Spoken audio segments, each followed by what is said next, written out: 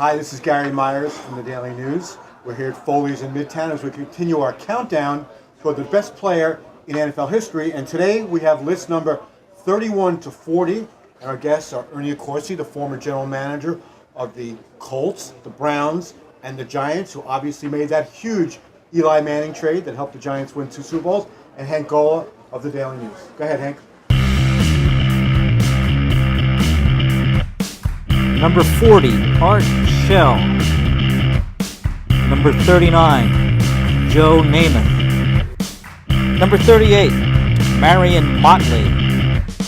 Number 37, Brett Favre. Number 36, Jack Lambert.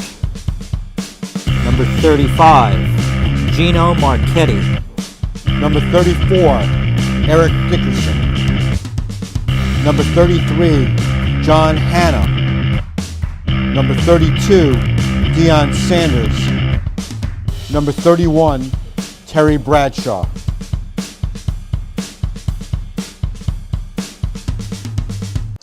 Ernie, what strikes me about this group is that, well, we have a jet on it. Greatest jet of all time. I don't want to bring up bad memories for you because you were with the Colts back in that era. But Joe Namath. And we're talking about the Daily News. This was the back page quarterback, one of the first guys who started making as much news off the field as on the field. What are your memories of Well, first of all, I think that the two purest passers I ever saw of the thrown football are Namath and Jorgensen. I mean, I don't ever remember seeing their balls flutter. It was a work of beauty just watching the ball in flight. That's number one. And number two, you know, so much has made the Super Bowl III legitimized the AFL. I think the drafting and signing of Namath is what legitimized it. And if you remember, people flocked to get season tickets to Shea Stadium after that trade was made. They had 2 other quarterbacks. They had Schweiker from Virginia Tech and Tolliver from Illinois, and they still drafted Namath. And it was a huge impact for the American Football League. I think he was a great player. And anybody who saw the 72 shootout between the Colts and the Jets, that tape ought to be in Canton forevermore for people to view. I mean, it was defied belief.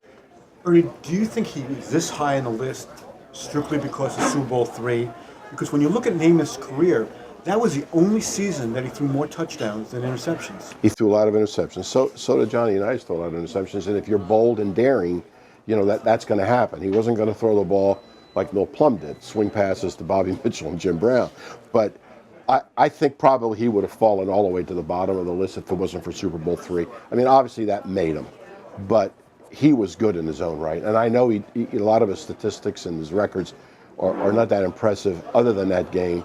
But, you know, it was a game that for the ages. And I mean, he rose to the occasion, although, you know, there were a lot of other people that won that football game beside him. I mean, he didn't throw for 350 yards.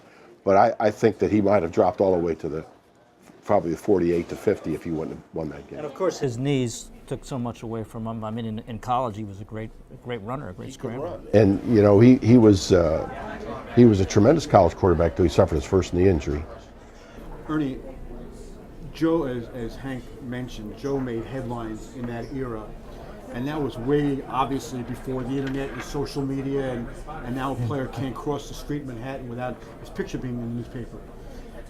If Namath was the same type of character today as he was back in the 60s and 70s, how do you think that would have played out with so much scrutiny now on today's athletes, especially here in New York?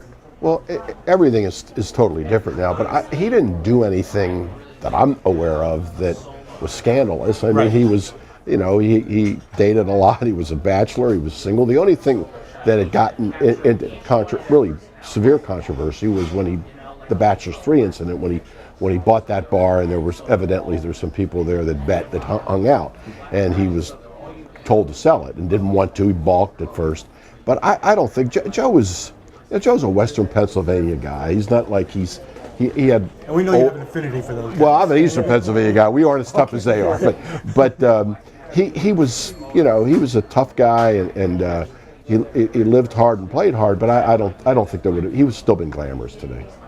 We've got a couple of other quarterbacks on the list too, with Terry Bradshaw at 31 and and Brett Favre, surprisingly, at 37. Well, this is really sounds ludicrous, but Bradshaw, to me, is the most underrated quarterback of his era. I mean, people don't mention him. That's right. He won 4 Super Bowls, and really, won them too. I mean, made the Why plays is to that, win. Ernie? I mean, Yeah. Well, what did they have? 11 Hall of Famers. Yeah. And I think so much of the, you hear all the time, well, Stallworth and Swan bailed him out. He was just throwing the ball down the field. What people don't realize is that Bradshaw was drafted in 1969. In the 1973 opener, which was against us in Baltimore, he didn't start the game. right. So he had already had the immaculate reception. Henready or Joe Gilliam? Well, he started Hanready, and then 2 weeks later they went to Gilliam. Then they went to Bradshaw, and then they made a run and won the Super Bowl. So he always seemed to be like the second-class guy, and all he did was win. I mean, he had Superman ability, and he wasn't. I don't think people thought of him as a field general, and there were so many other great players. Plus, that was the one team where defense actually was the big star more than the offense. They had a lot of big names on defense. Of course, Hollywood Henderson with the spotting on the, not being able to spell cat without spotting on the C and the T, but he had this reputation as a guy who wasn't very smart, but yet you're mentioning his field generalship. And I mean, he had great instincts. He threw the ball to the right people, and he had a big arm. But I mean, he makes the big play in the '79 season Super Bowl, but he hit Stallworth for the touchdown after the Rams took the lead. He made big plays all over the field, but he had a supporting cast that was unprecedented.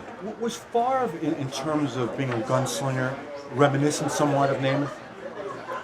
Yeah, I think he was. I mean, he won more than Right. Joe, but and he lost some big games. But yeah, I think he was. He right out of the box in the Super Bowl that he did win. He threw a touchdown pass right out of the box. I mean, he was. I always equated players, particularly quarterbacks, that who strikes fear, who puts a lump in your throat when you're going against them. And I know that when you went to play against him, you had a lump in your throat because he was going to make plays and beat you. There's so many great quarterbacks. It's a galaxy of stars that I don't think it's degrading that he's down that low, but you can understand it when you see some of the Hall of Famers that he's a Hall of Famer, but some of these immortals that are above him. I want to give you an opportunity to talk about Gino Marchetti. Well, if they kept sacks, the good Lord only knows how many he had, but he was. When I went to the Colts, I always talked to the old players. I mean, that's where I learned so much, what they thought, what did they think of the players. And Unitas was revered on that team. But if you talk to most of the players and they asked, who is the player that you loved the most and wanted to go to war with the most, it was Gino. And he had, he would stalk the locker room with a cigarette and black coffee before the game. And he usually sent the team out onto the field, not we. And we would defer to him.